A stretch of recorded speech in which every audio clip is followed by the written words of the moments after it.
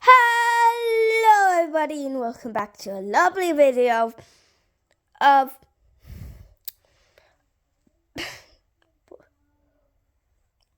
me, Oliver. 1 second. Welcome back to me when I read books. Yeah, I kind of wasted 20 minutes there. Anyways, before I get into chapter 5 of this book, I'm just going to tell you one thing, and I'm finished. So, the last time I barely fit it in, but, as you know, OH is my initials.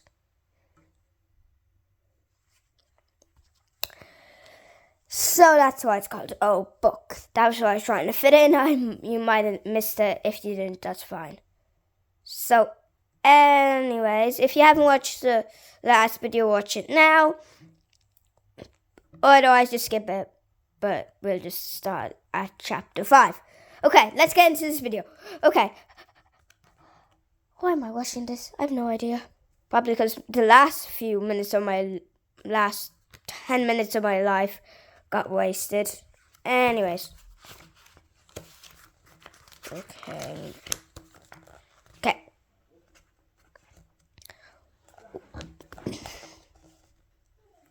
Okay, here.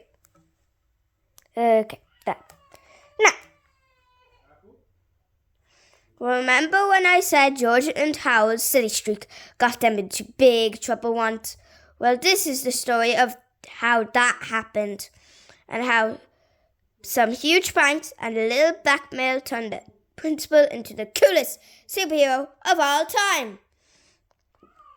It was a day of the big football game between the Howards knuckleheads and the stink bugs. The bleachers were filled with fans.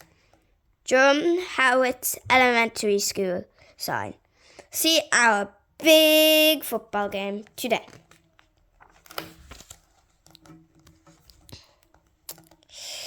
The cheerleaders went on the field and shook their pom-poms over their heads.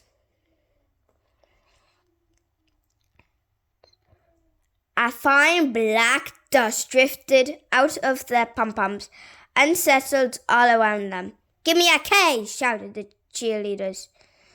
"K," repeated the fans. "Give me an N," shouted the cheerleaders. "N," repeated the fans. "Give me a achoo," sneezed the cheerleaders. Achoo, repeated the fans. The cheerleaders sneezed and sneezed and sneezed some more.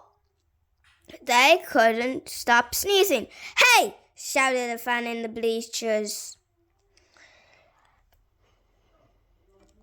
1 second now. Bleachers. Okay, here's the word. Okay, bleachers. Somebody sprinkled black pepper into the cheerleaders' pom-poms. "I wonder who did that?" asked another fan. The cheerleaders stumbled off the field, sneezing and dripping with what am I saying?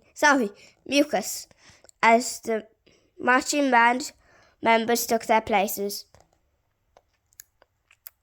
But when the band began to play, steady streams of bubbles began blowing out of their instruments. Bubbles were everywhere, up and down the field, and the marching band slipped and slid, leaving behind a thick trail of wet, bubbly foam. "Hey," shouted a fan in the bleachers. "Somebody poured bubble bath into the marching band's instruments. I wonder who did that?" asked another fan. Soon the football teams took the field. The knuckleheads kicked the ball up went the ball. Higher and higher it went. The ball sailed into the clouds and kept right on going until nobody could see it anymore. "Hey!" shouted a fan in the bleachers. "Somebody filled the game ball with helium. I wonder who did that," asked another fan.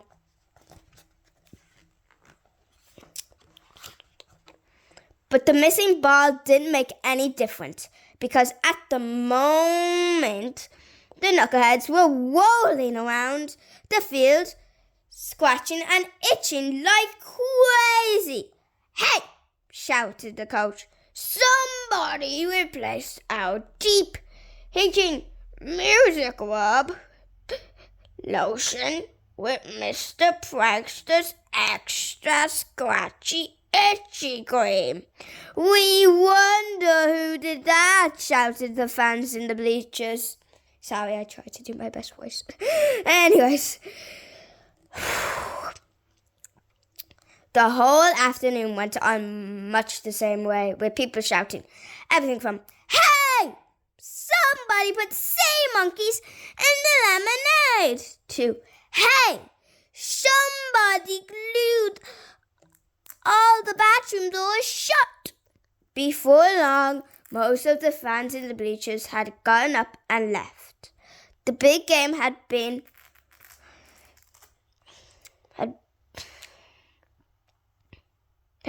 miserable, and everyone in the entire school was miserable as well. Boy, our feet smell bad. Everyone, that is, except for 2 giggling boys crouching in the shadows beneath the bleachers. "Those were our best pranks yet," laughed Harold. "Yep," chuckled George. That'll be hard to top that for sure. "I just hope we don't get busted for this," said Harold. "Don't worry," said George. "We covered our tracks really well. There's no way we'll get busted." Sorry, the book kind of slid over there. Anyways, move that up. Okay, the next day at school, an announcement came over the loudspeakers. "George Beard and Harold Hutchins, please report to Principal Crop's office at once." "Oh no," said Harold. "I don't like the sound of that." "Don't worry," said George. "They can't prove anything." Well, that is true, George. They can't prove anything. George and Harold entered Principal Crop's office and sat down on the chairs. They had been in his office together countless times before, but this time was different. Mr. Crop was smiling. As long as George and Harold hadn't known Mr. Crop, they had never, ever seen him smile. Mr. Crop knew something. "I didn't see you boys at the big game yesterday," Mr. Crop said. "Oh no," said George.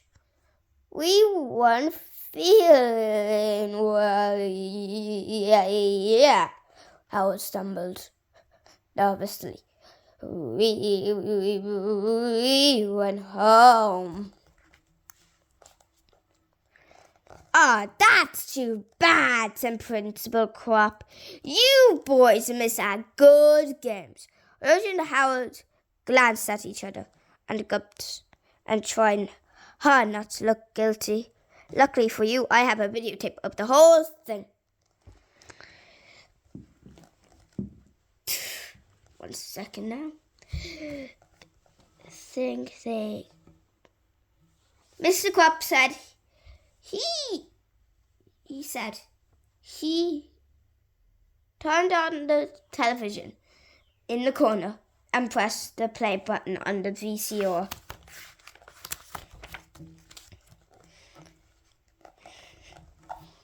A black and white image appeared on the TV screen. It was an overhead shot of George and Harold sprinkling pepper into the cheerleaders' pom-poms. Next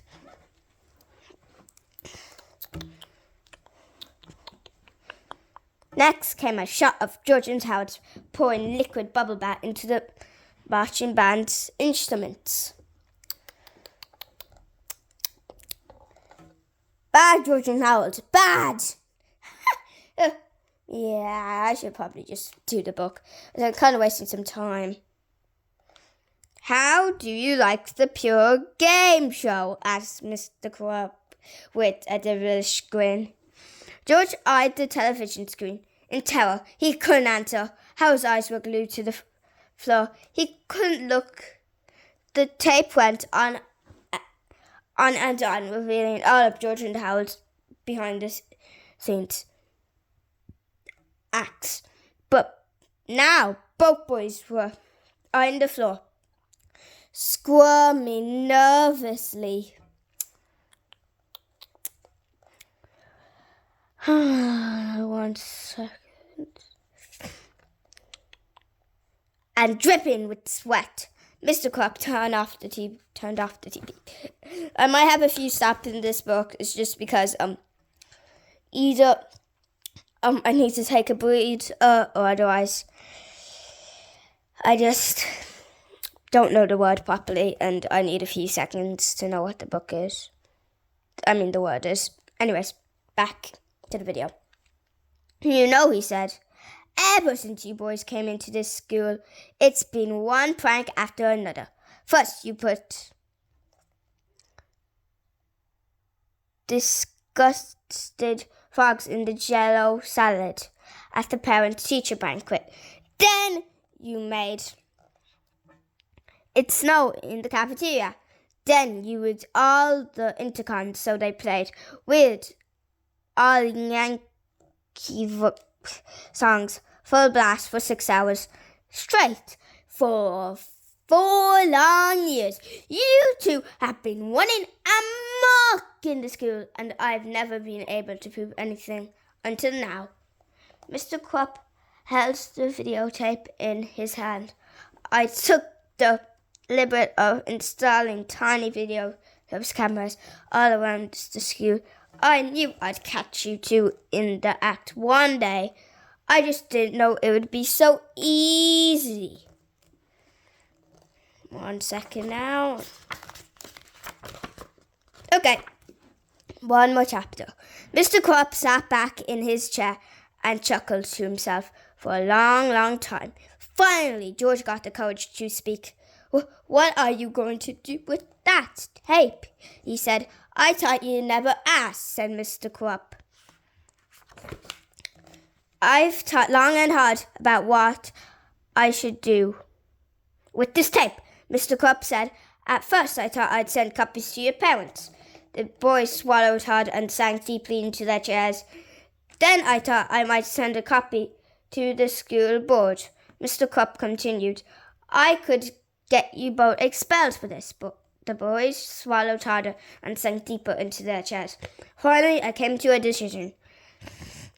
Mr. Crop concluded. I think the football team would be very curious to find out just who was responsible for yesterday's fiasco. I think I'll send a copy to them. George and Howard leaped out of their chairs and fell to their knees. No! Cried George. You can't do that! They'll kill us! Yeah, begged Howard. They'll kill us every day the rest of our lives. Mr. Crop laughed and laughed. Please have mercy. Please have mercy, the boys cried. We'll do anything. Anything? Asked Principal Crop. With delight, he reached into his desk, pulled out a list of demands, and tossed it at the boys. If you don't want to be dead as long as you live, you'll follow these rules exactly. How did Mr. Crop know that was going to happen? How? Probably because that's probably what would have happened to him. Okay, anyways. George and Howard carefully looked over the list. This This is blackmail, said George. Call it whatever you like, Principal Crop snapped. But if you don't follow this exactly, this tape becomes the property of Howard's knuckleheads. That's going to be the end of our video for today. And don't forget, don't stop reading. So, as well as the last time I did this book, I checked how many views I got. I got quite a lot. Well, not as much as normal YouTubers do, but just saying that I got quite a lot, no subscribers. So please subscribe.